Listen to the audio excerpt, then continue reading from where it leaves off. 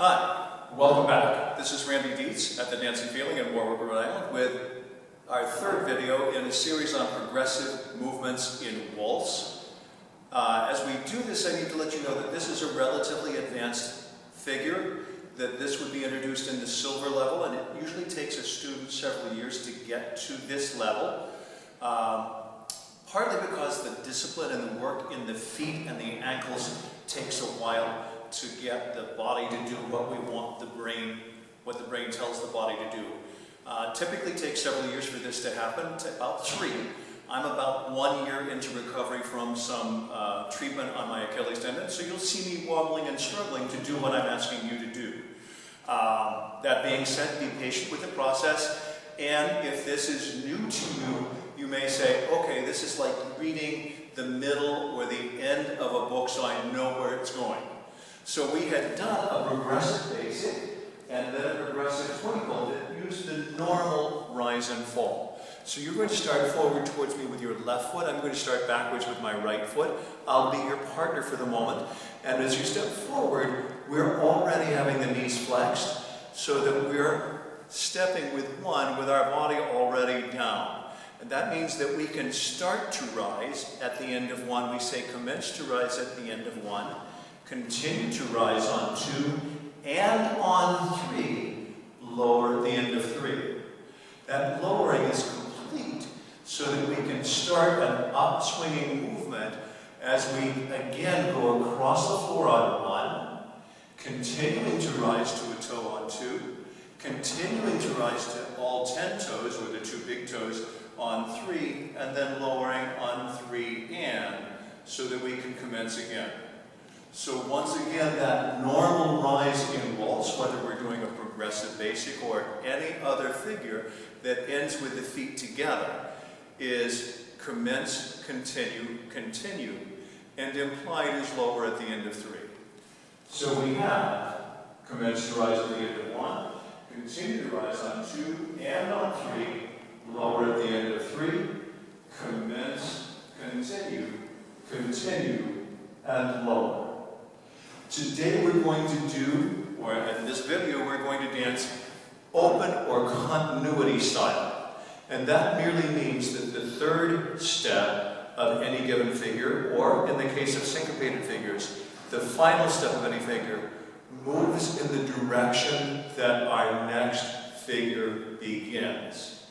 And that's a big distinction from, oh, my third step keeps going.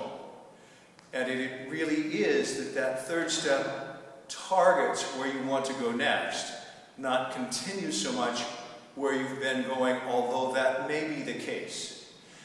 Almost as soon as we get into this continuity style, there's multiple different kinds of rise. So in order to change direction, we rise a little bit more abruptly. So we dance, commencing to rise at the end of 1.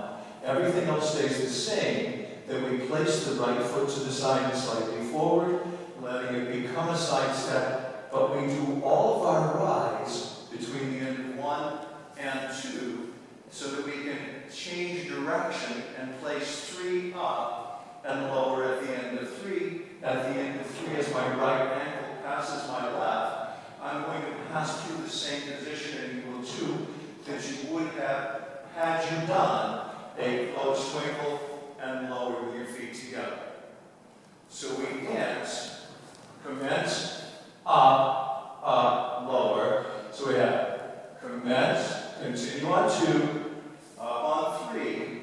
Don't lower until your ankles are closing and passing, and don't lower afterwards, so that we can now dance across the floor, beginning the upswing, to place the left foot on 2, already up, placing the right foot 3, lowering at the end of 3. I feel like this is dancing as though we were in a half pipe on a skateboard, that we dance through the trough or the bottom of the pipe, we back onto the side so that our body never quite makes it to that right foot, and it also rises so high that we have to fall in the direction that we were coming from and moving to. So we have 4 and 2, 3, 5 and 3. If we start that backwards, this time with the right foot, it would be the same thing. And then we would be down, rise up to the left foot. Notice that my body is inclining so that I won't close my feet and wheel them up backwards in the direction that I want the next measure to move. So we have 2 and rise, back and incline so that we know that we're going to step 3, 1 and 2, 3, 1 and 2, 3, 1 and 2, 3. All of the positioning work that we did in the closed or bronze section stays put. That means that our feet turn more than our torso, because our torso says to our partner, I want you here to my right, I want you here to my left, I want you here to my right, I want you here in front of me in close position, rather than thinking of this as I'm turning, and I pay no attention to my partner. And so this ballroom dancing is really about partners, even when you're practicing alone. So what I just did of holding my hands up and saying, this is where I want my partner, will train you so that you are more responsive and more responsible when you do have a partner in your arms. Thank you so much for joining us. I hope this is helpful.